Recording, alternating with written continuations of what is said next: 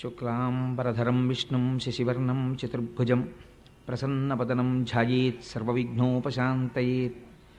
గురుర్బ్రహ్మా గురుర్విష్ణుః గురుర్దేవో మహేశ్వరః గురుస్సాక్షాత్ పరబ్రహ్మ తస్మై శ్రీగురవే నమః. వ్యాసాయ విష్ణురూపాయ వ్యాసరూపాయ విష్ణవే నమో వై బ్రహ్మనిధయే వాసిష్ఠాయ నమో నమః. కూజంతం రామ రామేతి మధురం మధురాక్షరం ఆరుహ్య కవితాశాఖాం వందే వాల్మీకికోకిలం. శృతిస్మృతిపురాణానాం ఆలయం కరుణాలయం నమామి భగవత్పాదం శంకరం లోకశంకరం. వాగర్ధావివ సంపృక్తౌ వాగర్ధప్రతిపత్తయే జగతః పితరౌ వందే పార్వతీపరమేశ్వరౌ. సూక్తిం సమగ్రయతున స్వయమేవ లక్ష్మీః శ్రీరంగరాజమహిషీమధురైః కటాక్షైః. వైదగ్ధ్యవర్ణగుణగుంభనగౌరవైర్యాం కండూలకర్ణకుహరాः కవయోధయంతి. హైమోర్ధ్వపుండ్రమజహన్మకుటం సునాసం మందస్మితం మకరకుండలచారుగండం. బింబాధరం బహుళదీర్ఘకృపాకటాక్షం శ్రీవేంకటేశముఖమాత్మని సన్నిధత్తాం. మనోజవం మరుతతుల్యవేగం జితేంద్రియం బుద్ధిమతాం వరిష్టం. వాతాత్మజం వనరయూధముఖ్యం శ్రీరామదూతం శిరసా నమామి. ఆపదామపహర్తారం దాతారం సర్వసంపదాం లోకాభిరామం శ్రీరామం భూయో భూయో నమామ్యహం. శ్రీరామచంద్రం శ్రితపారిజాతం సీతాముఖాంబోరుహచంచరీకః. సమస్తకల్యాణగుణాభిరామः నిరంతరం మంగళమాతనోతు. సింధూరారుణవిగ్రహాం త్రినయనాం మాణిక్యమౌళిస్ఫురత్తారానాయకశేఖరాం స్మితముఖీం ఆపీనవక్షోరుహాం. పాణిభ్యాం అళిపూర్ణరత్నచషకం రక్తోత్పలం బిభ్రతీం సౌమ్యాం రత్నఘటస్థరక్తచరణాం ధ్యాయేత్ పరేదంబికాం. జయతు జయతు దేవో దేవకీనందనోయం జయతు జయతు కృష్ణో వృష్ణివంశప్రదీపః. జయతు జయతు మేఘశ్యామలకోమలాంగో జయతు జయతు పృథ్వీభరనాశో ముకుందః. నారాయణం నమస్కృత్య నరం చైవ నరోత్తమం దేవీం సరస్వతీం వ్యాసం తతో జయముదీరయేత్. భగవంతుని యొక్క అనుగ్రహం చాలా ఆశ్చర్యకరంగా ఉంటుంది. సభకి నమస్కారం. ఎందుచేత అంటే కృష్ణ భగవానుడు అరణ్యంలో ఎందుకు పనికి రాకుండా పడిపోయినటువంటి ఒక ఎండు పుల్లని తీసుకుని తన నోటి దగ్గర పెట్టి మురళిగా దాన్ని వాయించి దాని జన్మకి సార్థకత వహించాడు. అలా ఎందుకు పనికిరానటువంటి నన్ను స్వీకరించి స్వామి నా చేత భాగవతం చెప్పించాలి అని నిర్ణయం చేశాడు. నా జన్మ సాఫల్యం చెందింది అనడానికి నాకు ఇంతకన్నా ఆనందదాయకమైన విషయం ఏముంటుంది? ఎందుచేత నేను ఈ మాట అంటున్నానంటే, మిగిలినటువంటి పురాణములు వేరు, భాగవతం ఒక్కటి ఒక ఎత్తు. వ్యాస భగవానుడు ఈ దేశానికి చేసినటువంటి సేవ సామాన్యమైనటువంటిది కాదు, మహోత్కృష్టమైనటువంటి సేవ చేశాడు ఆయన. అటువంటి మహానుభావుడు ఆయన వేదరాశినంతటినీ విభాగం చేశాడు. ఋగ్యజుర్ సామ అధర్వణ వేదములని చేసి అంతటితో ఊరుకోలేదు. అల్పాయుర్దాయం కలిగి అనారోగ్యంతో ఉంటూ బుద్ధి ఎప్పుడూ కూడా అర్ధకామముల యందు మాత్రమే తగిలి ఉండేటటువంటి సామాన్యమైనటువంటి జనులు కలియుగంలో వేదాల్ని నాలుగింటిని చదవడం దుస్సాధ్యమనేటటువంటి బుద్ధి చేత వ్యాస భగవానుడు వేదరాశిని 4గా విభాగం చేశాడు. విభాగం చేసి మళ్ళీ వేదంలో పూర్వభాగం అంతా మనం ఆచరించవలసినటువంటి విధి విధానములను గురించి, మనం ఆచరించినటువంటి విధి విధానముల వలన మనము పొందేటటువంటి ఇహలౌకిక పారలౌకిక సౌఖ్యములను గూర్చి వివరణ చేస్తుంది. ఉత్తర భాగం అంతా కూడా మళ్ళీ మనం ఒక అమ్మ కడుపులో ప్రవేశించవలసినటువంటి అవసరం లేకుండా ఇదే తుట్ట జన్మ చేసుకోవడం కోసమని ఏ జ్ఞాన సముపార్జన చేయడం చేత జ్ఞానాత్ కేవల కైవల్యం, ఆ జ్ఞానము చేత మాత్రమే కైవల్యం లభిస్తుంది. అందుచేత పునరావృత్తి రహిత శాశ్వత శివ సాయుధ్య సిద్ధి కొరకు ఏ జ్ఞానమును మనం పొందాలో అటువంటి జ్ఞానాన్ని వేదము యొక్క ఉత్తర భాగము ప్రతిపాదన చేస్తుంది. ఆయన తన శిష్యుడైనటువంటి జైమిని చేత వేదమునకు పూర్వభాగమైనటువంటి కర్మకి సంబంధించినటువంటి విషయాలన్నిటికీ వ్యాఖ్యానం చేయించాడు. దాన్ని పూర్వమీమాంస అంటారు. ఉత్తర భాగం అంతా జ్ఞానమునకు సంబంధించినది. ఆయనే స్వయంగా బ్రహ్మసూత్రములను రచించారు. దాన్ని జైమిని రచించినది పూర్వమీమాంస, ఈయన రచించినది బ్రహ్మసూత్రములు లేదా ఉత్తరమీమాంస అంటారు. మళ్ళీ 18 పురాణములకు కర్త అయ్యాడు ఆయన. 18 పురాణములను రచించాడు. పురాణం రచించడం అంటే ఆయన ఏదో పురాణం చెప్తున్నాడు రా అంటారు, అంత తేలిక కాదు. సర్గశ్చ ప్రతిసర్గశ్చ వంశో మన్వంతరాణిచ అని వంశాలు చరితంచైవ పురాణం పంచలక్షణం. పురాణమునకు 5 లక్షణములు ఉండాలి. సర్గ ప్రతిసర్గ అని విభాగం ఉండాలి. గొప్ప గొప్ప వంశములను గురించి ప్రస్తావన చెయ్యాలి. వంశో మన్వంతరాణిచ అనేక మన్వంతరములలో జరిగినటువంటి విశేషాల్ని చెప్పాలి. అది భగవత్ సంబంధంగా దాన్ని ప్రతిపాదన చెయ్యగలిగినటువంటి శక్తి ఉండాలి. అటువంటి వాడు తప్ప పురాణాన్ని చెప్పలేడు. అటువంటి పురాణాల్ని రచించినటువంటి మహానుభావుడు వేదవ్యాసుడు ఆయన 18 పురాణములను రచన చేశాడు. అందులో మనకి జ్ఞాపకం ఉండడం కోసమని ఒక తేలిక సూత్రాన్ని ఒకదాన్ని పెద్దలు ప్రతిపాదన చేస్తూ ఉంటారు. మద్వయం బద్వయం చైవ భ్రత్రయం వ చతుష్టయం అనాపలింగ కోష్కాని పురాణాన్ని పృథక్ పృథక్ అని. మద్వయం అంటే మకారంతో 2 పురాణాలు ఉంటాయి. ఒకటి మార్కండేయ పురాణము, రెండవది మత్స్య పురాణము. మద్వయం బద్వయం చైవ, బా మీద 2 ఉంటాయి, భాగవతము భవిష్య పురాణము. మద్వయం బద్వయం చైవ భ్రత్రయం, బ్రా మీద 3 ఉంటాయి. అవి బ్రహ్మపురాణము, బ్రహ్మాండ పురాణము, బ్రహ్మ వైవర్త పురాణము. భ్రత్రయం చైవ వచతుష్టయం, వకారం మీద 4 ఉంటాయి. అవి వరాహ పురాణము, విష్ణు పురాణము, వామన పురాణము, వాయు పురాణము. అందుకని 4 పురాణాలు. వచతుష్టయం అనాపలింగ కూస్కాని,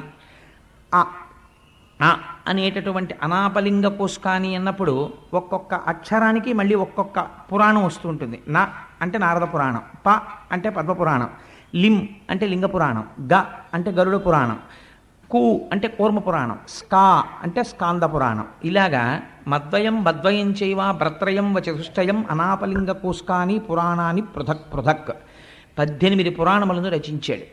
ఈ 18 పురాణములను రచించి తాను వేదములను విభాగము చేసినప్పుడు ఒక్కొక్క వేదము ఒక్కొక్క శిష్యుడికి అప్పచెప్పాడు. వ్యాసుడు చేసినటువంటి సేవ అంతా ఇంత కాదు. మహానుభావుడు అందులో మొట్టమొదటిదైనటువంటి ఋగ్వేదాన్ని పైలుడు అనబడేటటువంటి ఒక శిష్యుడికి పూర్ణంగా నేర్పి ఆయన ఆధిపత్యం వహించాడు దాని శాఖలకి. అంచేత పైలుడికి ఋగ్వేదం నేర్పాడు. యజుర్వేదాన్ని వైశంపాయనుడు అనబడేటటువంటి ఋషి తెలుసుకున్నారు. అలాగే సామవేదాన్ని జైమిని పూర్ణంగా అవగాహన చేసుకున్నాడు. అధర్వణ వేదాన్ని సుమంతువు అనబడేటటువంటి ఒక ఋషికి తెలియచేశారు. ఈ 18 పురాణములను రోమహర్షణుడు అనబడేటటువంటి ఒక మహానుభావుడికి నేర్పారు. ఆ రోమహర్షణుని యొక్క కుమారుడే సూతుడు. ఆ సూతుడు పురాణ ప్రవచనం చేస్తూ ఉంటాడు. అందుకే మీరు ఎప్పుడైనా ఎక్కడైనా ఏదైనా విషయం వినవలసి వస్తే శౌనకాది మహర్షులు సూత భగవానుణ్ణి సేవించి నువ్వు మాకు ఏదైనా పురాణాన్ని చెప్పవలసింది అని అడిగితే సూతుడు పురాణ ప్రవచనం చేస్తూ ఉంటాడు. ఆ రోమహర్షణుని కుమారుడు సూతుడు. ఆశ్చర్యం ఏమిటంటే పురాణ వాంగ్మయాన్నంతటినీ కూడా ప్రవచనం చేసినటువంటి వాళ్ళు సూతుడు రోమహర్షణుడు అయితే ఒక్క భాగవతాన్ని మాత్రం శుకబ్రహ్మ చెప్పారు. శుకబ్రహ్మ సాక్షాత్ వేదవ్యాసుని యొక్క కుమారుడు. ఆయన పుట్టుక చేతనే అపారమైనటువంటి జ్ఞాన వైరాగ్యములు భక్తి కలిగినటువంటి వాడు. ఎంత వైరాగ్య భావన కలిగిన వాడంటే ఆయన మంచి నిండు యవ్వనంలో ఉన్నటువంటి రోజులలో తండ్రి గారు ఆయన్ని వివాహం చేసుకోమని అడిగారు. దేవీ భాగవతం చాలా విశేషంగా వర్ణన చేస్తే ఆయన నాకు వివాహం అక్కర్లేదు, ఈ లోకమంతా దుఃఖభూయిష్టమైపోయింది, నేను ఆనందాన్ని అనుభవించాలి, నేను బ్రహ్మైక్య సిద్ధి కొరకు తపస్సు చేస్తాను అని చెప్పి అరణ్యములను పట్టి వెళ్ళిపోతున్నాడు. వెనక నుంచి వ్యాసుడు పుత్రుడి మీద ఉన్న కాంక్ష చేత హాపుత్ర హాపుత్ర అని అరుస్తూ వెంట వస్తున్నాడు. వస్తుంటే శుకుడు అనలేదుట ఓయ్ అని. అంతటా ఆత్మతత్వాన్ని చూడడానికి అలవాటైపోయినటువంటి శుకుడికి బదులుగా అరణ్యంలో ఉన్న చెట్లన్నీ ఓయ్ ఓయ్ అని జవాబు చెప్పేట వ్యాసుడికి. అంతటి బ్రహ్మనిష్టాగరిష్ఠుడై యవ్వనమునందే ఒంటి మీద బట్ట లేకుండా వెళ్ళిపోతుండేవాడు. మనకి ఒక ఉదాహరణ చెప్తుంటారు శుకబ్రహ్మ యొక్క వైరాగ్య సంపత్తిని గురించి. ఆయన ఒకనాడు ఒక సరోవరం పక్క నుంచి వెళ్ళిపోతున్నారు, వెనక వ్యాసుడు వస్తున్నాడు. వస్తుంటే అప్సరసలు దిగంబరలై స్నానం చేస్తున్నారు. శుకుడు వస్తున్నారు అన్నారు ఒకరు. అనేటప్పటికీ శుకబ్రహ్మ వస్తే నమస్కారం చెయ్యాలని వాళ్ళు వివస్త్రలై ఒంటి మీద వస్త్రం కట్టుకోకుండా లేచి వచ్చి శుకుడికి నమస్కరించారు. ఆయన నిండు యవ్వనంలో ఉన్నాడు. ఆయన వెళ్ళిపోయాడు. మళ్ళీ స్నానం చేస్తున్నారు. వ్యాసుడు వస్తున్నాడు అన్నారు. బట్టలు కట్టుకుని నమస్కరించండి అన్నారు. వాళ్ళు బట్టలు కట్టుకుని వ్యాసుడికి నమస్కరించారు. వ్యాసుడు ఆశ్చర్యపోయాడు. నా కుమారుడు యవ్వనంలో ఉన్నాడు, నేను వార్ధక్యమునందున్నాను. నేను వస్తే మీరు వస్త్రములు కట్టుకుని నమస్కరించారు, నా కుమారుడు వెళ్ళిపోతుంటే వస్త్రములు లేకుండా నమస్కరించారు. ఏమిటి తేడా అని అడిగాడు. అడిగితే అప్సరసలు అన్నారు, నీ కుమారుడికి స్త్రీ పురుష భేదము తెలియదు, అంతటా బ్రహ్మం ఒక్కటే చూస్తాడు. నీకు తెలుసు స్త్రీ పురుష భేదం, అందుకని నీకు బట్టలు కట్టుకుని నమస్కరించామన్నారు. అది శుకబ్రహ్మ యొక్క వైరాగ్య సంపత్తి అంటే. శుకుడంటే ఎంత గొప్పవాడో తెలుసా అండి. అందుకే ఒక్క భాగవతం మాత్రం వేరొకరితో చెప్పించలేదు. భాగవతం చెప్పడానికి ఒక సమర్థత చూశాడు ఈశ్వరుడు. ఏమా సమర్థత అంటే, కుశ అన్నమాట మీరు వినుంటారు. కుశ అంటే దర్భ. దర్భ చేతితో పట్టుకున్నంతసేపు కర్మాచరణము చేస్తాడు.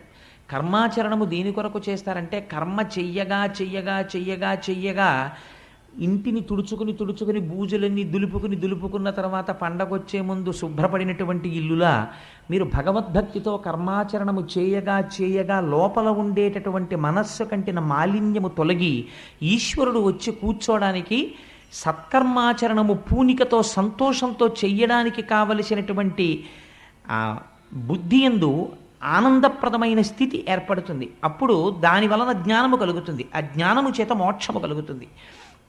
అందుకని మొట్టమొదట కావలసింది సత్కర్మాచరణము. ఈ సత్కర్మాచరణము చెయ్యడం అనేటటువంటిది దర్భలతో సంబంధం. ఎప్పుడు దర్భ పట్టుకుంటాడు. అందుకని కుశ అంటే దర్భని పట్టుకున్నవాడు. తిరగేయండి శుక అంటే ఇప్పుడు ఆయనకి కర్మాచరణము లేదు. కర్మాచరణము లేదంటే ఆయన కావాలని మానినవాడు కాదు, ఆయన చెయ్యడానికి కర్మ లేనివాడు. ఈ స్థితికి వెళ్ళిపోయినవాడు. ఎందుకని నిరంతరము బ్రహ్మమునందు రమిస్తూ ఉంటాడు. అది తప్ప వేరొక వస్తువు ఆయనకి తెలియదు. ఎప్పుడూ బ్రహ్మమునే చూస్తాడు, బ్రహ్మముతో కలిసి ఉంటాడు, బ్రహ్మమును పొందుతుంటాడు. ఇంత ఆనంది స్థితిని అనుభవించేటటువంటి వ్యక్తి శంకర భగవత్పాదులు కౌపీన పంచకం అని ఒక పంచకం చేశారు. అందులో అంటారు ఏంటి, అసలు కౌపీనం పెట్టుకున్నవాడంత భాగ్యవంతుడు ఈ ప్రపంచంలో ఎక్కడున్నాడు అన్నారు. ఎందుకని? వాడు అన్నీ విడిచిపెట్టి సర్వసంగ పరిత్యాగి అయి ఈశ్వరుడి పాదార విందములను సేవిస్తూ తిరుగుతున్నాడు. అటువంటి వాడికి ఇంద్ర పదవి లభించినా సరే తిరస్కరిస్తాడు. నాకు అక్కర్లేదు, నాకు ఇందులో తృప్తి ఉందంటాడు. అటువంటి మహానుభావుడైనటువంటి శుకుడు నిరంతరము ఆనందం అనుభవించేవాడు. ఆయన ఏదైనా ఒక ప్రదేశానికి వస్తే ఒక ఆవు పాలు పితకడానికి ఎంత సమయం పడుతుందో అంతకన్నా ఎక్కువ సమయం నిలబడేవాడు కాదు. ఎందుకు నిలబడేవాడు కాదు అంటే, ఒకవేళ అంతకన్నా ఎక్కువసేపు ఎక్కడైనా నిలబడితే ఆ ఊర్లో ఉన్న వ్యక్తులతో తనకి పరిచయం ఏర్పడితే ఆ పరిచయాల వల్ల ఇంతమంది తన మనసులో ప్రవేశించి వీళ్ళు ఫలానా వీళ్ళు ఫలానా వీళ్ళు ఫలానా అని గుర్తు పెట్టుకుని వీళ్ళందరినీ లోపల పెట్టుకుంటే ఈశ్వరుడితో సంగము తగ్గిపోయి లోకముతో సంగము పెరిగిపోతుందని ఒక ఆవు పాలు పితికిన కాలము ఎంత పడుతుందో అంతకన్నా ఎక్కువ ఉండకుండా తిరుగుతూ వెళ్ళిపోతుండేవాడు. అటువంటి మహానుభావుడు శుకుడు తనంత తానుగా వచ్చి 7 రోజుల పాటు కూర్చుని భాగవతాన్ని ప్రవచనం చేశాడు. ఎవరి కొరకు ప్రవచనం చేశాడు? నేను ఒకసారి సూర్యకళామందిరంలోనూ వెంకటేశ్వర ఫంక్షన్ హాల్లోనూ నాకు జ్ఞాపకం లేదు, కానీ ప్రవచనం చేస్తూ ఒక మాట అన్నాను. ఈ భాగవత ప్రవచనం అనేటటువంటిది ఎవరి కొరకు చేయబడినది అంటే, భాగవతం అందరూ వినలేరు అని శాస్త్రం. ఎందుచేత అంటే భాగవతం వింటే కొన్ని కోట్ల జన్మల తర్వాత మాత్రమే భాగవత శ్రవణం జరుగుతుంది. ఎందుచేత అంటే అన్ని పురాణములను రచించినట్టు వ్యాసుడు రచించలేడు దాన్ని. 17 పురాణములు రచించేశాడు. అప్పటికి మహాభారతాన్ని రచించేశాడు, వేద విభాగం చేసేశాడు, బ్రహ్మసూత్రాల్ని రచించేశాడు. అన్నీ రచించిన తర్వాత ఒకసారి సరస్వతీ నదీ తీరంలో తన ఆశ్రమానికి దగ్గరలో కూర్చుని ఉన్నాడు. మనస్సంతా ఏదో నైరాశ్యం ఆవహించింది, ఏదో నిరాశ, ఏదో లోటు, తాను ఏదో తక్కువ చేశాననేటటువంటి భావన, ఎక్కడో ఏదో చెయ్యడంలో అసంపూర్తిగా మిగిలిపోయింది అని తను చేసిన కార్యక్రమాన్ని ఆలోచించాడు. వేదరాశినంతటినీ విభాగం చేశాను, 17 పురాణములను రచించాను, బ్రహ్మసూత్రములను రచించాను, పరాశరుడికి సత్యవతీదేవికి నారాయణాంశలో కుమారుడిగా జన్మించినందుకు నేను చేయగలిగినంత సేవ చేశాను, ఈశ్వరుడి పాదములు పట్టి సేవించాను, ధ్యానం చేశాను. అయినా నా మనస్సుకి ఎందుకో లోటుగా ఉంది. ఎందుకు ఇంత లోటుగా ఉంది అని ఆలోచన చేశాడు. ఆ ఆలోచన చేసినప్పుడు మహానుభావుడు నారదుడు దర్శనమిచ్చాడు. మనకి రామాయణం మొట్టమొదటి సంక్షేప రామాయణం చెప్పినవాడు నారదుడే, భాగవతం సంక్షేప భాగవతం చెప్పినవాడు నారదుడే. నారం దదాతీతి ఇది నారదః, ఆయన జ్ఞానాన్ని ఇస్తుంటాడు. ఆ నారదుడు వచ్చి ఒక మాట చెప్పాడు, వ్యాస నీ మనస్సు ఎందుకు అసంతృప్తితో లోటుతో ఉన్నదో తెలుసా? నువ్వు ఇన్ని విషయాల్ని రచించావు, భారతాన్ని రచించావు, కానీ భారతంలో కృష్ణ కథ ఎక్కడ చెప్పినా ధర్మము తప్పినటువంటి కౌరవులు ఎటువంటి స్థితిని పొందుతున్నారు, ధర్మమును పట్టుకున్నటువంటి పాండవులు ఎటువంటి స్థితిని పొందుతున్నారు అన్న ప్రధాన కథకి అనుసంధానము చేశావు కృష్ణ కథని తప్ప కృష్ణ భక్తుల యొక్క చరిత్రని, ఈ ప్రపంచమంతా ఎలా పరిఢవిల్లుతోందో, ఈ విశ్వము ఎలా సృష్టింపబడిందో, పంచభూతములు ఎలా వచ్చాయో, భగవంతుని యొక్క నిర్హేతుక కృపచేత ఆయన సృష్టికర్తయ్యే, స్థితికర్తయ్యే, ప్రళయకర్తయ్యే ఈ లోకాన్ని ఎలా పరిపాలన చేస్తున్నాడో నువ్వెక్కడా చెప్పలేదు. ఆ కారణం చేత నీ మనస్సులో ఎక్కడో చిన్న లోటు ఏర్పడింది. ఇది పూర్తి చేయడానికి నువ్వు భాగవత రచన చెయ్యి అని ప్రబోధం చేశాడు. అప్పుడు ఆనందాన్ని పొందినటువంటి వాడై వ్యాసభగవానుడు ధ్యానమగ్నుడై ఆచమనం చేసి కూర్చుని అప్పుడు భాగవతాన్ని రచించడం ప్రారంభించాడు. ఇంత చేసిన తరువాత ఏది చెయ్యడం మిగిలిపోయిందని వ్యాసుడు నైరాశ్యం చెందాడో, ఏది అందించడం చేత తన జన్మ సార్థకత పొందుతుందనుకున్నాడో, ఏది అందించిన తరువాత, ఏది తెలుసుకున్న తర్వాత మనిషిలో ఒక గొప్ప మార్పు వస్తుందో, కొన్ని కోట్ల జన్మల నుంచి మనసు ఏది పట్టుకోకపోవడం వల్ల అలా తిరిగిందో, ఏది పట్టుకోవడం వల్ల మనుష్య జన్మకి సార్థకత సిద్ధిస్తుందో అటువంటి మహౌషధాన్ని మహానుభావుడు అందించడం ప్రారంభం చేశాడు. అందుకే అది వేరొకరు చెప్పడానికి కుదరదు. అది సాక్షాత్తుగా ఉపనిషత్తుల యొక్క సారాంశము. జ్ఞానమంతా కూడా భాగవతమునందు నిక్షేపింపబడింది. ఇది చెప్పడానికి శుకబ్రహ్మ మాత్రమే చెప్పాలి. అందుకని తన కుమారుడైనటువంటి శుకబ్రహ్మకి భాగవతాన్ని ప్రబోధం చేసి ఆ భాగవతం శుకబ్రహ్మ పరీక్షిత్ మహారాజు గారికి 7 రోజులు చెప్పాడు. ఎటువంటి పరిస్థితిలో చెప్పాడు? భాగవతం చెప్పబడినటువంటి పరిస్థితిని మీరు విచారణ చేయాలి. చెప్పినది 7 రోజులే, అంతకన్నా ఒక్కరోజు చెప్పలేదు. ఎందుకు 7 రోజులు చెప్పవలసి వచ్చింది? అసలు పరీక్షిత్తుకి శాపం ఎందుకు వచ్చింది? ఎందుకు విన్నాడు? ఈ విషయాలు రేపు ఎలాగో కథాభాగంలో వచ్చేస్తాయి. వచ్చినప్పుడు మీరు వాటిని విందురు. కానీ కలిపురుషుడు ఎందుకు వచ్చాడు, అసలు ఎందుకు విభాగం చేశారు, ఎందుకు పరీక్షిత్తుకి అటువంటి శాపం వచ్చింది, వచ్చాక ఏం చేశాడు, అసలు నిజంగా ఆ గంగ ఒడ్డుకి ఎలా వెళ్ళాడు, ఈ విషయాల్ని రేపు విచారణ చేద్దాం మనం. కానీ 7 రోజుల పాటు భాగవతం చెప్పాడు. 7 రోజులు చెప్పడం వల్ల సాధారణంగా భాగవతాన్ని సప్తాహము అంటుంటారు. నేను తరచూ ఒక మాట చెప్తూ ఉంటాను, భాగవతాన్ని సప్తాహంగా చెప్పుకోవడం వెనకాతల ఒక రహస్యం ఉంది. ఏమి సప్తాహమని ఎందుకు చెప్పుకుంటారంటే, ఒక మనిషి ఎన్ని సంవత్సరములు బ్రతకనివ్వండి, 80 ఏళ్ళు బ్రతకనివ్వండి, 90 ఏళ్ళు బ్రతకనివ్వండి, శతమానం భవతి శతాయు పురుష స్థితేంద్రియ ఆయుష్దేవేంద్రియే ప్రతిష్టతి, 100 ఏళ్ళు పూర్ణంగా బ్రతకనివ్వండి.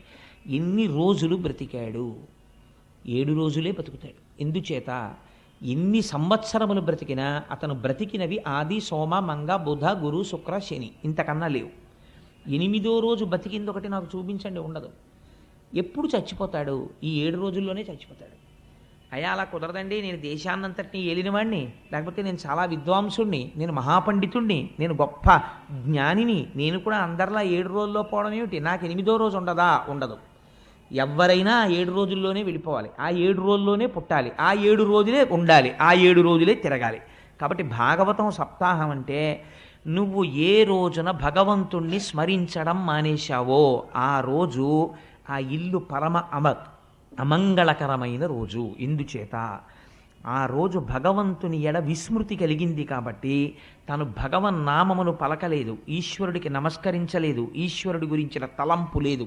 ఆ రోజు తాను ఉండి మరణించిన వాడితో సమానము. కాబట్టి ఇప్పుడు ఆ రోజుని ఇంట్లో ఏం తిరిగింది?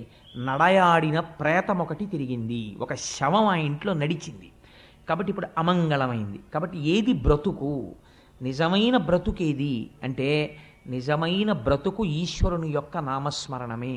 భగవంతుడి నామమును ఎవరు స్మరిస్తాడో వాడు మాత్రమే బ్రతికి ఉన్నవాడు. అయితే స్మరిద్దామంటే అంత తేలికగా స్మరణకు వస్తుందా? ఆ వస్తువు యందు మీకు ప్రీతి ఏర్పడితే మీకు మనసు స్మరించడానికి అవరోధం ఉండదు. మీరు ఎక్కడ కూర్చోండి, మీకు ఏ వస్తువు ఇష్టమో ఆ వస్తువుని స్మరిస్తుంది. ఎందుకు ఇష్టం? ఎందుకు స్మరిస్తోంది?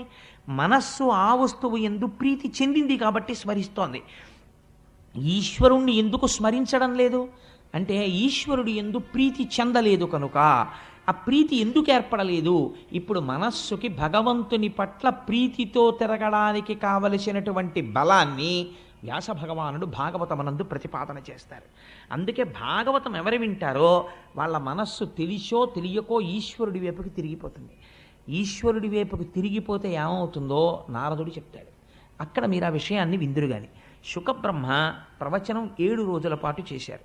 7 రోజుల పాటు చేస్తే ఏమైంది? చచ్చిపోతానని బెంగెట్టుకున్నాడు పరీక్షిత్. భాగవతం అంతా విన్నాడు. ఆయన అన్నాడు, ఈ శరీరం చచ్చిపోతుంది, బెంగలేదన్నాడు. ఇప్పుడు తెలిసిపోయింది అంతే. ఏం తెలిసిపోయింది? చచ్చిపోవడం అనేటటువంటిది అసలు ఆత్మకి లేదు. మరి ఏది చచ్చిపోతోంది? శరీరం చచ్చిపోతోంది. పుణ్యం చేసినా, యజ్ఞం చేసినా, యాగం చేసినా, తపస్సు చేసినా, అశ్వమేధయాగములు చేసినా, తాను ధనస్సు పట్టుకుని దేవతల పక్షాన నిలబడి యుద్ధం చేసినా, కల్పములు మారిపోయినా, యుగాలు మారిపోయినా శరీరము పడకుండా ఉంటుందా? ఉండదు, పడి తీరుతుంది.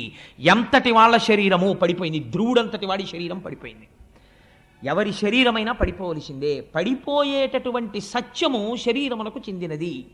అది పడిపోయి తీరుతుంది. కానీ పడదు పడదు అని ఒక అసత్యమునందు నువ్వు పూనిక పెట్టుకున్నావు. ఇది పడదు. ఈ భ్రాంతి చేత లోకమునందు సంగము కలిగి చేయకూడని పనులన్నింటికీ చెయ్యడానికి ఆది ఎక్కడ పడింది అంటే ఇది ఉండిపోతుందన్న భ్రాంతి.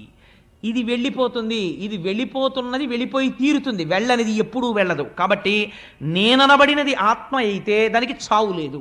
నేననబడినది శరీరం అయితే ఇది చచ్చిపోయి తీరుతుంది. కాబట్టి ఉన్న సత్య వస్తువుని పట్టుకున్నావా మరణ భయం లేదు. అసత్య వస్తువుని పట్టుకున్నావా మరణ భయం ఉంది. మరణ భయంలోంచి సమస్తమైన అజ్ఞానం ఉంది, అవిద్య ఉంది, భయం ఉంది. ఏది పట్టుకుంటావు? సత్యాన్ని పట్టుకో. అంత తేలిగ్గా పట్టుకోగలవా? భాగవతం విన్నవాడు పట్టుకోగలడు. అలా పట్టుకునేటట్టు వ్యాసుడు భాగవతమునందు ప్రతిపాదన చేశాడు సత్యవస్తువు గురించి. అందుకని ఎవరు భాగవతం వింటున్నారో వారికి సత్యము పట్ల పూనిక కలుగుతుంది, ఈశ్వరుడి పట్ల పూనిక కలుగుతుంది. ఆయన పాదములు పట్టుకున్న వాళ్ళు ఎలా తరించారో భగవంతుని యొక్క భక్తుల గాథలు ఆవిష్కరింపబడతాయి. అందున ఆశ్చర్యం ఏమంటే జరిగి జరిగి జరిగి జరిగి భాగవతం ఉత్తరాయణంలో వచ్చింది మనకి. మనం ఇప్పుడు చెప్పబోతున్నటువంటి భాగవతం ఉత్తరాయణ పుణ్యకాలంలోకి వచ్చింది. పైగా మొదలుపెట్టి 4 రోజులు అవదు, రథసప్తం వచ్చేస్తుంది. ఇంకొక 4 రోజులు అవదు, భీష్మేకాదశి వచ్చేస్తుంది. భీష్ముడు స్తుతి చేశాడు శ్రీకృష్ణ భగవానుడిని భాగవతంలో. ఎంత అద్భుతమైన స్థుతో! నేను ఒక్క మాట చెప్తున్నాను. మీరందరూ ఇలా చెప్తే ఏదో ఒక సోపుకో లేకపోతే ఒక రేజర్కో ఒక బ్లేడుకో అడ్వర్టైజ్ చేసుకున్నట్టు ఇలా చెప్తే మీరు వస్తారని నేను చెప్పట్లేదు. నేను ఒక్క మాట చెప్తున్నాను.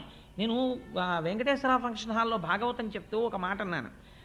శుకబ్రహ్మ భాగవతం ఒక్కరికే చెప్పాడు, పరీక్షిత్ మహారాజుకి.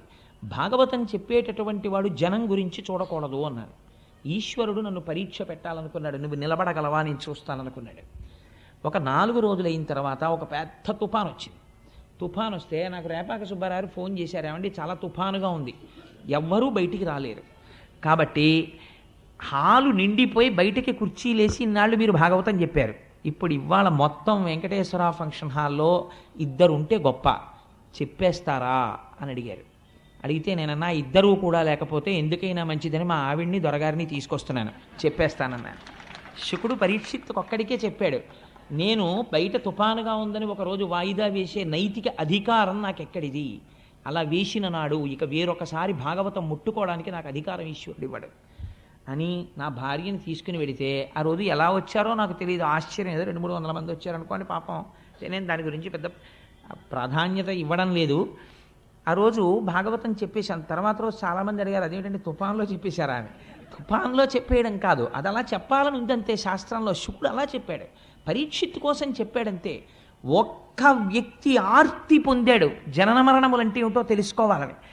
ఆవు పాలు పితకడానికి ఎంత సమయం పడుతుందో అంతకన్నా ఎక్కువసేపు ఉండనివాడు 7 రాత్రులు 7 పగళ్ళున్నాడు కూర్చుని పరీక్షిత్తుకు చెప్పాడు. అది ఔదార్యం, గురువు యొక్క ఔదార్యం. అలా శుకుడు చెప్పి ఉండకపోతే ఇవాళ భాగవతం ప్రవచనం లేదు, భాగవతం అందింపబడదు లోకానికి. అటువంటి మహాత్ములు చెప్పినటువంటి భాగవతాన్ని మనం చెప్పేటప్పుడు ఆ పూనికతో చెప్పాలి కదా అని ఆ రోజు మొదటి రోజు అన్న మాటకి ఈశ్వరుడు వెంటనే పరీక్ష పెట్టాడు. సరే, అందుచేత నేను ఈ విషయాన్ని ఎందుకు ప్రస్తావన చేయవలసి వచ్చింది అంటే 7 రోజులు విన్నటువంటి పరీక్షిత్ ఏం తెలుసుకున్నాడు?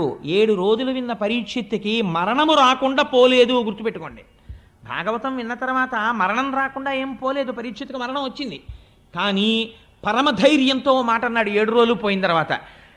మరణం దేనికి వస్తోంది? శరీరానికి. అది వచ్చి తీరుతుంది, నాకు ఇప్పుడు బెంగలేదు, రానివ్వండి మృత్యువుని, నేను ఆత్మగా నిలబడిపోతున్నాను అన్నాడు. ఈ శక్తి కొన్ని కోట్ల జన్మలలో లోపించడం వల్ల మనం అలా తిరుగుతూనే ఉన్నాం. భ్రమయసి పరబ్రహ్మ మహిషి అంటారు సౌందర్యలహరిలో శంకర భగవత్పాదులు. అలా మాయలో తిరుగుతూనే ఉన్నాం. ఈ సత్యమును ఆవిష్కరిస్తోంది భాగవతం. అటువంటి భాగవతాన్ని శుకబ్రహ్మ ప్రవచనం చేశారు. పెద్దలంటారు, నిగమకల్పతరోర్గళితం ఫలం శుకముఖదామృత ద్రవ సంయుతం పిబత భాగవతం రసమాలయం ముహురహో రసికా భువిభావుకాహ. ఎంత గొప్ప మాట చెప్పారో చూడండి. మీరు భాగవతాన్ని వినేటటువంటి వాళ్ళు భాగవతాన్ని నేను వింటున్నానని ఎప్పుడూ వినకు. ఏం చేస్తావు? పిబత భాగవతం, భాగవతాన్ని తాగేసేయి. అంటే ఇప్పుడు మీరు ఏమనాలి? అయితే అయ్యా మీరు రేపటి నుంచి గోపాలకృష్ణ గారికి చెప్పి కొన్ని గ్లాసులలో భాగవతం పోసి ఇచ్చేయండి, మేము తీర్థం కింద పుచ్చేసుకుంటాం. తాగడం ఎలా కుదురుతుందంటే, తాగడం అనేది ఏది చేస్తుంది? నోరనబడేటటువంటి ఇంద్రియం చెయ్యాలి. వినడం అనేది ఏ ఇంద్రియం చెయ్యాలి? చెవునబడేటటువంటి ఇంద్రియం చెయ్యాలి. కానీ చెవు అనేటటువంటి ఇంద్రియానికి ఒక లక్షణం ఉంది, మీరు బాగా చూడండి. నోరు తాగుతున్నప్పుడు మనస్సు ఎక్కడో తిరుగుతోంది అనుకోండి. ఉదాహరణకి నా భార్య నాకు ఒక గ్లాసుడు పాలు తీసుకొచ్చి, ఏమండి ఇవి తాగి ఆఫీస్కి బయలుదేరండి అందనుకోండి. నేను ఆ పాలు తీసుకెళ్ళి నోటి దగ్గర పెట్టగానే నా మనస్సు వెంటనే అమ్మో టైం అయిపోతుంది, ఆఫీస్కి వెళ్ళాలనో లేకపోతే ఎక్కడికి వెళ్ళాలనో ఆలోచన చేస్తోంది. కానీ నోరు మాత్రం ఈ పాలన్నిటినీ ఏం చేస్తుంది? పుచ్చుకుని ఎక్కడికి వెళ్ళాలో ఆ కడుపులోకి పంపించేస్తుంది. అది తాగేసేటప్పుడు గడగడ గడగడ గడగడ గడగడ గ్లాసులో అయిపోయేంత వరకు తాగేస్తుంది తప్ప, నోరు తాగేటప్పుడు ఒకవేళ పాలల్లో ఒక గండుచీయం ఉందనుకోండి, గండుచీయం ఉంది నేను పుచ్చుకోనందు, నోరు పుచ్చేసుకుంటుంది. ఆ తర్వాత ఎప్పుడో గ్రహించి అయ్యో చీమ వచ్చేసిందని మనం బయటకు వదిలేస్తాం దాన్ని. అలా పిబత, నువ్వు ఇందులో తాగేయాలి. తాగేసే పదార్థంలో సాధారణంగా మీరు తీసి పారేసేది ఏమి ఉండదు. మీకు మామిడి పండు ఇచ్చాయా తినండి అన్నాం అనుకోండి, మీరు తినడం మొదలెడితే దాన్ని తొక్క బయటికి పారేయాలి, టెంక బయటికి పారేయాలి, ఏదో అంతా తినేసిన తర్వాత పీచు ఉంటే పీక్కుని బయట పారేయాలి తప్ప, మామిడి పండు రసం తీసుకొచ్చి ఒక గ్లాసులో పోసి తాగేయండి అన్నాను అనుకోండి. ఇప్పుడు అది ఏమిటండి? అది ఎసెన్స్. మొత్తం మామిడి పండు తాలూకా మొత్తం శక్తి ఆ గ్లాసులో ఉంది. ఇప్పుడు మీరు ఏమీ చెయ్యక్కర్లేదు. నాకు పళ్ళు లేవండి, నేను నవలలేనండి, పళ్ళల్లో పీచు దూరుతుందండి, ఏ కంప్లైంటు మీరు చేయడానికి అవకాశం లేదు. గడగడ గడగడ గడగడ తాగేయడమే. అలా త్రాగగలవా భాగవతాన్ని? అయితే కూర్చో సభలో. పిబత భాగవతం రసమాలయం. ఇది ఏమిటో తెలుసా? భాగవతం అంటే రసమాలయం, రసోవై సహా. దీని ఎందున్నవాడు భగవానుడొక్కడే. ఇది కేవలము భగవంతుడే. శబ్దరూపముగా వస్తున్నది భగవంతుడు వస్తున్నాడు. దాన్ని నువ్వు చెవులతో పట్టి తాగేసేయి. విడిచిపెట్టావా జారి కింద పడిపోతుంది. అందుకని త్రాగేసేయి. పిబత భాగవతం రసమాలయం. ఏమిటండి దాని గొప్పతనం అంతలా మేము తాగేయడానికి అంటావేమో. నిగమకల్పతరోర్గళితం ఫలం. నిగమములు అంటే వేదములు. వేదములనబడేటటువంటి కల్పవృక్షం ఒకటి ఉన్నది. ఈ వేదములను సేవించడం చేత మీకు కావలసినటువంటి సమస్తమైన కోర్కెలను మీరు తీర్చుకోగలరు. అటువంటి వేదములనబడేటటువంటి కల్పవృక్షముల యొక్క శాఖల చిట్ట చివర పండు పండింది. వేదముల యొక్క చివర ఏముంటాయి? ఉపనిషత్తులు ఉంటాయి. ఉపనిషత్తులు జ్ఞానమును ప్రబోధం చేస్తాయి.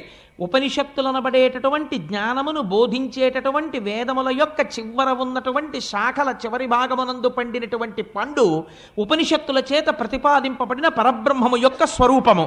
ఈ పరబ్రహ్మ స్వరూపము ఇవాళ పండుగా పండింది. ఈ పండునేం చేసింది? బాగా పండిందా లేదా మనం ముట్టి చూస్తాం. అదే ఒక చిలక కొట్టింది అనుకోండి, చిలక కొట్టుడురా బాగుంటుంది రుచిగానని తినేస్తాం. దీన్ని చిలక కొట్టింది, చిలక ఎంగిలి చేసింది. ఎవరా చిలక? శుకబ్రహ్మ. శుకుడు తన నోటి ద్వారా ప్రవచనం చేశాడు. దేని మీద ఆపేక్ష లేనటువంటి ఒక మహాపురుషుడు ప్రవచనం చేశాడు. అటువంటి శుకబ్రహ్మ నోట్లోంచి వచ్చింది. అందుకని నిగమకల్పతరోర్గళితం ఫలం శుకముఖదామృత ద్రవ సంయుతం పిబత భాగవతం. ఆ భాగవతాన్ని తాగేసే. రసమాలయం, ఇది ఈశ్వరుడితో నిండిపోయింది. రసమాలయం ముహురహో రసికా భువి భావుకాహ. భూమి యందు నువ్వు భావుకుడు అయితే నువ్వు చేయవలసినటువంటి ప్రధాన కర్తవ్యం ఇదే, భాగవతాన్ని తాగేసేయి. అందుకని అంత గొప్ప భాగవతం ఈ భాగవతము. ఇటువంటి భాగవతాన్ని సంస్కృతంలో మహానుభావుడు 12 స్కందములలో ప్రవచనం చేశాడు వ్యాసుడు. చేస్తే మన అదృష్టం ఏమిటో తెలుసా అండి? దాన్ని ఆంధ్రీకరించినటువంటి మహానుభావుడు పోతనామాచ్యుల వారు. పోతన గారంటే నాకు ఎంత ప్రీతో ఎంత భక్తో. అంటే మీలో ఎవరికన్నా గొప్పవాడిని కాదు ఆ విషయంలో, మీ అందరికీ పోతన గారంటే మహాభక్తి. అయితే పోతన గారిలో మీరు గమనించవలసినటువంటి విషయం ఒకటి ఉంది. మనకి 3 రాజులు ఉన్నారండి. ఒకరు త్యాగరాజు, ఒకరు పోతరాజు, ఒకరు గోపరాజు. వీళ్ళు ముగ్గురి పేర్లలో రాచరికం ఉంది. వీళ్ళు ముగ్గురు భగవంతుణ్ణి సేవించారు. సేవించి ఛీ మాకు ఈ దిక్కుమాల రాచరికం అక్కర్లేదని తీసి అవతల పారేశారు.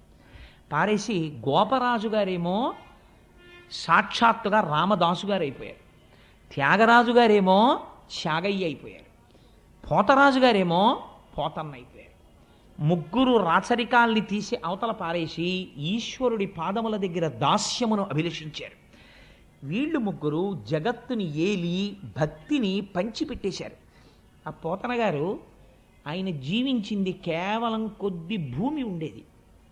నాగలి పట్టి మనం సాధారణంగా ఒక మాట అంటుంటాం, ఏమిటంటే భాగవతం చదువుకుందాం, రామాయణం చదువుకుందాం అని ఉంటుంది.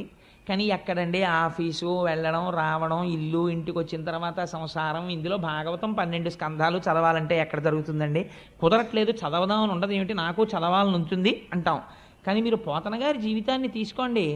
మహానుభావుడు ఒక చిన్న పొలం ఉండేది, అది కూడా ఏకశిలానగరం, ఓరుగల్లికి దగ్గరలో ఉండేవారు ఆయన. ఉండి ఆ పొలం దున్నుకుని ఎప్పుడు నాగలి పట్టారో, ఎప్పుడు పొలం దున్నారో, ఎప్పుడు విత్తనాలు చల్లారో, ఎప్పుడు మంచె మీద కూర్చున్నారో తెలియదు. త్రికాలముల యందు సంధ్యావందనం చేసుకుని ఒకానొక నాటి సాయంకాలం చంద్రోదయం జరుగుతున్నటువంటి సమయంలో వారు గోదావరి నదిలో స్నానం చేసి ఒక సైకతం మీద కూర్చుని ధ్యానమగ్నులై అరమోట్పు నేత్రములతో కూర్చునున్నారు. కూర్చునుండగా వారికి రామచంద్రమూర్తి యొక్క సాక్షాత్కారమైంది. పోతనా, నీ జన్మ ఉద్ధరించాలని నేను అనుకుంటున్నాను. అందుకే ఏం చేస్తావో తెలుసా? నువ్వు మహాభాగవతాన్ని ఆంధ్రీకరించు, తెలుగులో రాయి అన్నారు. అంటే వెంటనే నమస్కరించి పోతన గారు అన్నారు, అయ్యా మీరు ఆనతిచ్చారు, నేను వ్రాయడం ఏమిటి భాగవతం? పలికెడిది భాగవతమట, పలికించు విభుండు రామభద్రుండట, నే పలికిన భవహరమగునట, పలికెద విరుండుగాధ పలుకగనేలా. ఎంత వినయంతో చెప్పారో చూడండి. పలికెడిది భాగవతమట, నేను భాగవతాన్ని రచించడం ప్రారంభం చేస్తున్నాను. కానీ పోతన భాగవతాన్ని రచిస్తున్నవాడు పలికించు విభుండు రామభద్రుండట, నా వెనకాతల ఉండి నా చేత పలికిస్తున్నవాడు ఉన్నాడే, వాడు రామభద్రుడు, రామచంద్రమూర్తి పలికిస్తున్నాడు. ఏం నీతోనే ఎందుకు పలికిస్తున్నాడు? నే పలికిన భవహరమగునట. ఎన్ని కోట్ల జన్మలు దారి తప్పి తిరిగావో అంత తొందరగా పోతుందా నీ పాపం? ఆ పాపం పోగొట్టడానికి నీతో భాగవతం రచింపచేస్తున్నాను. నే పలికిన భవహరమగునట, పలికెద విరుండు గాథ పలుకగనేలా. ఇంకొక గాథ నేను ఎందుకు పలకాలి? నా చేత ఈశ్వరుడు ఇది పలికిస్తున్నాడో అదే నేను పలుకుతాను. ఇందులో ఒక గమ్మత్తుందండి. ఈ మాట చెప్పి పోతన గారు వెంటనే అన్నారు, చేతులారంగ శివుని పూజింపడేని, నోరు నొవ్వంగ హరికీర్తి నుడువడేని, దయయు సత్యంబు లోనుగా తలపడేని, కలుగనీటికి తల్లుల కడుపు చేటు అన్నాడు. ఎంత గొప్ప మాట చూడండి. చేతులారంగ శివుని పూజింపడేని, పరమశివుణ్ణి పూజించి తీరాలి. ఏమండి, శ్రీ మహావిష్ణువుని పూజించకూడదా? పలికించు విభుండు రామభద్రుండట అన్నారు కదా, ఏం రామచంద్రమూర్తిని పూజించకూడదా? కృష్ణుణ్ణి పూజించకూడదా? శివుణ్ణి పూజించమని పోతన గారు ఎందుకు చెప్పారు అంటే, పరమశివుణ్ణి మనం లింగ రూపంలో ఆరాధన చేస్తాం. లింగ రూపానికి కాళ్ళు చేతులు ఉన్నాయా? మీరు ఒకసారి ఆలోచన చేయండి. కాళ్ళు చేతులు ఉన్నటువంటి ఒక గొప్ప మూర్తి ముందు మీరు కూర్చుంటే మీ మనస్సు తెలిసో తెలియకో దాని యందు మగ్నమవుతుంది. భయ ఎంత బాగున్నాడో, స్వామి ఎంత బాగున్నాడో అని మీ మనస్సు అక్కడ నిలబడుతుంది. కాళ్ళు చేతులు లేవు, అలాగని రూపం లేకుండా లేదు. రూపము ఉంది, రూపము లేదు. లింగానికి కాళ్ళు చేతులు ఎక్కడున్నాయి? కాళ్ళు చేతులు లేవు. పోనీ అసలు రూపం లేదంటావా? ఏదో ఒక రూపం ఉంది శివలింగానికి. కాబట్టి ఇప్పుడు ఏమైంది? రూపము లేదు, రూపం ఉన్నది. అరూపరూపి. అరూపరూపి అయినటువంటి లింగమును ఆరాధన చెయ్యాలంటే మీరు సాధన యందు ఒక మెట్టు పైకెక్కిన వారై ఉండాలి. లేకపోతే మీరు అక్కడ నిలబడలేరు. లింగం ముందు కూర్చుని పూజ చేయడం కష్టం, మీ మనస్సు నిలబడదు. ఏముంటుంది ఇందులో అని నేను నీళ్లు పోయానండి, దాని మీద పాలు ఎందుకు పోయడం, దాని మీద పెరుగు ఎందుకు పోయడం, దానికి ఏమైనా కాళ్ళు ఉన్నాయా, చేతులు ఉన్నాయా, ఏమిటి పోయినాం, అసలు దీనికి ముఖం ఎటుందండి అని అడిగాడు ఒక ఆయన. శివలింగం దగ్గరికి వెళ్ళి మీరు ఏమంటే దీని ముఖం ఎటు అని అడిగారు అనుకోండి, వెంటనే పెద్ద ఆయన అన్నాడు, అన్ని వేపుల ముఖం, నువ్వు ఎటు విభూతి ఎట్టి బొట్టెడితే అటు ముఖం. అయితే శివలింగానికి 4 పక్కలా కూర్చుని నలుగురు 4 పక్కలా విభూతి ఎట్టి బొట్టెడితే 4 పక్కలా ముఖం ఉంది. సరే, పైన ఒక ఆయన గంధం రాసి బొట్టెడితే పైన ఒక ముఖం ఉంది. సజ్జోజాత అఘోర తత్పురుష వామదేవ ఈశానములన్న 5 ముఖాలతో ఉన్నాడు. అంటే ఈశ్వరుడు అంతటా చూస్తున్నాడు. ఈ భావనతో నువ్వు లింగమును అర్చన చేస్తున్నావంటే నీకు లోకమంతా లింగస్వరూపంగా కనపడడం ప్రారంభమైపోయింది. ఉదయగ్రామము పనవట్టము అభిషేక ప్రవాహంబు వార్ధి ధరీధాంతము ధూపధూమము జలదీప ప్రభారాశి కౌముది తారానివహంబులద్భుత సుమంబులుగా తమోదూత సఖ్యతమై సీత గభస్తిబింబ శివలింగం బొప్పే ప్రాచీదిశన్ అంటాడు ధూర్జటి కళహస్తీశ్వర మహాత్యంలో. నాకు అంతటా శివలింగమే కనపడుతోంది అంటాడు. నీ రూపంబు తలంపగా తుది మొదల్నేగాన నీవైన చోరారాయమ్మని అంచు చెప్పవు వృధారంభంబులింకేటికిన్ పాలన్ముంచుము నిటముంచుమిక నిన్నే నమ్మినాడంజుమి శ్రీరామార్చిత పాద పద్మజుగళా శ్రీకాళహస్తీశ్వర అంటాడు. నిన్ను చూడాలి అంటే లోకమంతటా నిండిపోయి ఉన్నావు, నేను ఎలా చూడగలను? నాకు చేత కావట్లేదు. నువ్వే వచ్చి నాకు చెప్పి నా చేత చూడడం ఎలాగో నేను చూసి ధన్యుడనయ్యేటట్టు నువ్వు చెయ్యాలి తండ్రి అంటాడు. అటువంటి లింగ పూజ ప్రయత్నపూర్వకంగా చేసి తీరాలి ఉదయకాలమునందు. అందుచేత చేతులారంగ శివుని పూజింపడేని. మేము శివ పూజ చేస్తామండి, మేము శైవులమండి, కాబట్టి మేము విష్ణువుని పూజించమండి, మేము విష్ణునామం చెప్పమండి అని అనకూడదు. నోరు నవ్వంగా ఎలా కీర్తించాలట. నీ కొడుక్కి ఒక ర్యాంక్ వస్తే కనపడ్డవాడికి కనపడని వాడికి అందరికీ వెళ్ళి చెప్పుకుంటావే. నువ్వు జీవితంలో ఇంత విషయం సాధిస్తే అయినవాడికి కానివాడికి పిలిచి దగ్గర కూర్చోబెట్టుకుని చెప్తుంటావే. అటువంటిది నీ లోకమునంతటినీ రక్షించి ఇన్ని అవతారములెత్తి అజాయమానో బహుధా విజాయతేని రూపము తీసుకోవలసినటువంటి అవసరము లేనివాడు మన కొరకని ఒక రూపమును తీసుకుని రాక్షస సంహారము చేసి మనను రక్షించినటువంటి మహాపురుషుడైనటువంటి పరమాత్మ యొక్క గుణగణములను వర్ణించడానికి నీ నోరు నొప్పి పెట్టేటట్టుగా నువ్వు వర్ణించని నాడు నీ నోరు ఒక నోరా ఢమఢమధ్వనితోటి ఢక్కగాక. అది ఢమఢమధ్వని చేసేటటువంటి ఢక్క అంతే.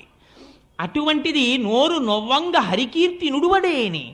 శివకేశవులయందు భేదమును పాటించకుండా విష్ణువు గురించి చెప్పవలసి వచ్చినప్పుడు పొంగిపోయి చెప్పగలగాలి. ఆరాధన చేసినప్పుడు పొంగిపోతూ అభిషేకం చేసి పూజించగలగాలి. దయయు సత్యంబు లోనుగా తలపడేని. ఎంత గొప్ప మాట వేశారో చూడండి. సత్యం అంటే ఏమిటండి? మారనిది సత్యము, మారేది ధర్మము. ధర్మము క్షణక్షణం మారిపోతుంది. ఇప్పుడు నేను ఏ ధర్మంలో ఉన్నాను? ప్రవచనం చేసే ధర్మంలో ఉన్నాను. కాశ్యపాగి నేను కిందకి దిగిపోతాను, అయ్యప్ప స్వామి వారి దర్శనానికి వెడతాను. అప్పుడు నేనే ధర్మంలో ఉంటాను? భాగవత ధర్మంలో ఉంటాను.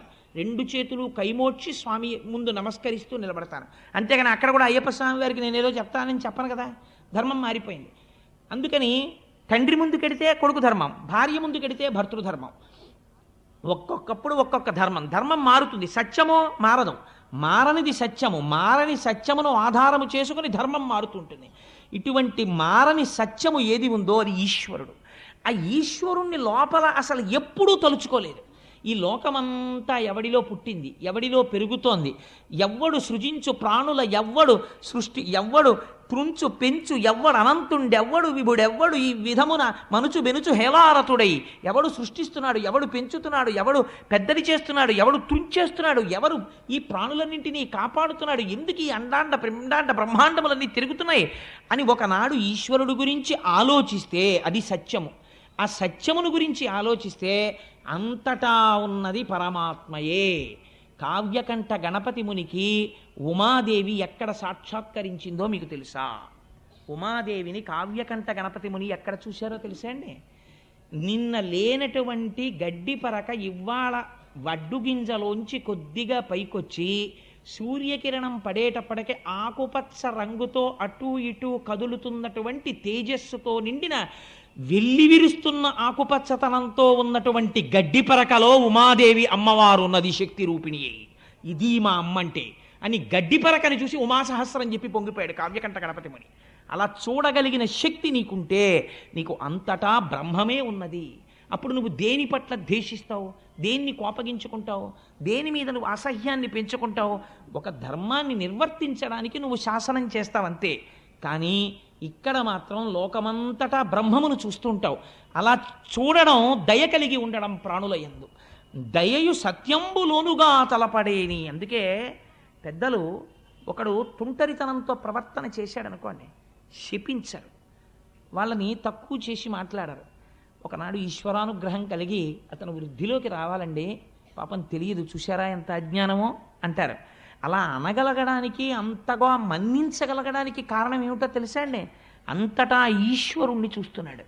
అంతటా ఈశ్వరుణ్ణి చూడగలిగిన వాడికి మాత్రమే ఈ దయ ఉంటుంది, లేనివాడికి ఆ దయ ఉండదు. దయయు సత్యంబు లోనుగా తలపడేని. ఇలా తలచనప్పుడు పుట్టిన దగ్గర నుంచి తినడం, తిరగడం, కొన్నాళ్ళు అయిపోయిన తర్వాత ఈ శరీరం వదిలేయడం. ఈ మాత్రం దానికి ఎన్ని కోట్ల జన్మలు ఎత్తావో, ఎన్ని కోట్ల జన్మలలో అమ్మ కడుపులో పడుకున్నావో, ఇప్పటికి ఎంతమంది అమ్మ కడుపులలోంచి బయటికి వచ్చేటప్పుడు ప్రసవ వేదనని మరణవేదనగా మార్చి అమ్మని కొన్ని గంటలు బాధ పెట్టి నువ్వు బయటికి వచ్చి నువ్వు సాధించిందే ఉంది. కలుగనేటికి తల్లుల కడుపు చేటు. అస్తమానం వెళ్ళి ఆ తల్లి కడుపులో కూర్చుని ఆ తల్లిని బాధ పెట్టడం తప్ప నువ్వు పుట్టి ప్రయోజనం ఏమిట్రా అని అడిగారు పోతన గారు. సాధారణంగా పోతన గారు అంత కఠినంగా అసలు మాట్లాడరు. ఎంత మాట వేశారో చూడండి. ఆ మాటతో లోకమునకు బోధ చేస్తున్నారు. చేతులారంగ శివుని పూజింపడేని, నోరు నొవ్వంగ హరికీర్తి నుడుబడేని, దయయు సత్యంబు లోనుగా తలపడేని, కలుగనేటికి తల్లుల కడుపు చేటు. అటువంటి పోతనామాచ్యుడు మహానుభావుడు భాగవతాన్ని ఆంధ్రీకరిస్తూ మొట్టమొదట ఒక పద్యం చెప్పుకున్నారు. శ్రీకైవల్య పదంబు చేరుటకునై చింతించదన్ లోకరక్షైకారంభకు భక్త పాలన కళా సంరంభకున్ కేళి లోల విలస దృగ్జాల సంభూత నానా కంజాత భవాండ కుంభకు మహానందాంగనా డింబకున్ చెప్పుకున్నారు. శ్రీకైవల్య పదంబు చేరుటకునై చింతించదన్. పోతనగారి యొక్క శక్తి ఏమిటో, పోతనగారి ఉపాసనా బలం ఏమిటో మీరు ఆ పద్యాల్లో చూడాలి. అసలు నిజంగా పద్యం నోటికి వచ్చిందనుకోండి, మీరు ఆ పద్యం ఎక్కడ కూర్చున్నా చదువుకోగలిగారు అనుకోండి, ఆ పద్యం ఒక్కటి చాలు జీవితాన్ని మార్చేస్తుంది. శ్రీకైవల్య పదంబు చేరుటకునై. ఎందుకు చెప్తున్నాను ఈ భాగవతం చెప్పడం అంటే, పోతన గారు ఎందుకు ఆంధ్రీకరిస్తున్నారు? ఈ భాగవతాన్ని ఆంధ్రీకరించి దీన్ని రాజులకిచ్చి, లేకపోతే ఎవరో జమీందారులకిచ్చి వారి దగ్గర ఈనాములు పుచ్చుకొని, వాళ్ళ దగ్గర డబ్బు పుచ్చుకొని, కానుకలు పుచ్చుకొని, నేను ఏదో పాముకోవాలనేటటువంటి తాపత్రయం నాకు లేదు. ఈశ్వరుడి గురించి చెప్పుకొని, శ్రీకైవల్యం అంటే ఏమిటో తెలుసండి? కైవల్యం అన్నమాట అద్వైత సంప్రదాయానికి చెందింది. కైవల్యం అంటే ఇంకా మళ్ళీ తిరిగి రానటువంటి అవసరం లేకుండా ఈశ్వరుడిలో కలిసిపోవడం. అలా ఈశ్వరుడు యందు నా తేజస్సు వెళ్ళి ఆయన తేజస్సులోకి కలిసిపోవాలి. అలా కలిసిపోవడం కోసం శ్రీకైవల్య పదంబు చేరుటకునై చింతించదన్. ఇదో అందమైన మాట. భాగవతం ఆంధ్రీకరిస్తున్నారా, చింతిస్తున్నారా? ఆయన చింతించదన్. చింతించదన్ అంటే ఏమిటండి? చింతించదన్ అంటే చిత్తము, మనస్సు దాన్నే ఆలోచన చేయుట. ఏకాగ్రమై మనస్సు ఒక వస్తువు గురించి ఆలోచన చేస్తోంది. ఏ వస్తువు గురించి ఆలోచిస్తోంది అంటే, ఇప్పుడు ఆయన ధ్యానమగ్నులై ఉన్నారు, ధ్యానము చేస్తున్నారు. రామచంద్రమూర్తి రచింప చేస్తున్నాడు కాబట్టి చెయ్యి పోతన గారిది, కదిపిన శక్తి ఎవరిది? రామచంద్రమూర్తిది. ఇప్పుడు ఈ పద్యం నేను చెప్తుంటే ఈ పద్యం ఎవరి శక్తి మీరు ఆలోచించండి. రామచంద్రమూర్తి యొక్క శక్తి ఆ పద్యం. శ్రీకైవల్య పదంబు చేరుటకునై చింతించదన్ లోకరక్షైకారంభకు. లోకములను రక్షించడము ఆరంభించినవాడు. అసలు లోకరక్షణము ఆరంభం ఎక్కడ ప్రారంభం అవుతుంది? సృష్టించడంలో ప్రారంభం అవుతుంది. కాబట్టి సృష్టికర్తగా నేను నమస్కరిస్తున్నాను. లోకరక్షైకారంభకు భక్త పాలన కళా సంరంభకున్. ఎంత గొప్ప మాట అండి ఇది! భక్త పాలన కళా సంరంభకున్. లోకమునంతటినీ ఆయన రక్షిస్తుంటాడు. అదే పనిగా ఆయన పెట్టిన అన్నం తిని ఆయన జీర్ణం చేసి ఆయన శక్తినిస్తే ఆ శక్తితో ఈశ్వరుణ్ణి తిట్టేవాడు ఎందుకు కూడా ఈశ్వరుడి శక్తి రూపంలో ఉంటాడు. కానీ తనని నమ్ముకుని ఈశ్వరుడు ఉన్నాడు అని పూనికతో ఉన్న వాళ్ళని రక్షించడం కోసం వాళ్ళ వెంట పరిగెడుతుంటాడు.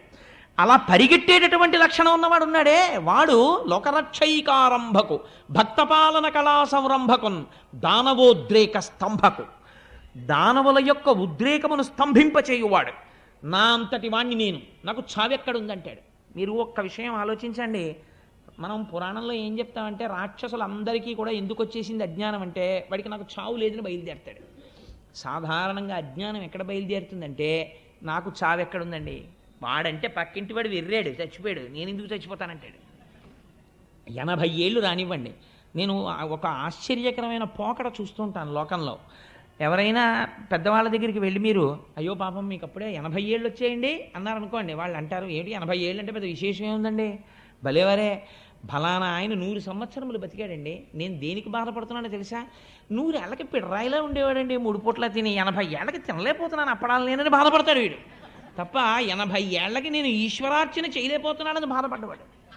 అందుచేత దానవోద్రేక స్తంభకు అంటే లయకారకుడై ఈ లోకములన్నింటినీ లయం చేస్తున్న వాడు ఎవరున్నాడో వాడికి నమస్కరిస్తున్నాను. ఇప్పుడు ఎవరి పేరైనా పోతన గారు చెప్పారండి అసలు ఆయన పరబ్రహ్మమునకు నమస్కరిస్తున్నారు. సృష్టికర్త అయి స్థితికర్త అయి ప్రళయకర్త అయినటువంటి పరబ్రహ్మము ఏది ఉన్నదో దానికి నేను నమస్కరిస్తున్నాను.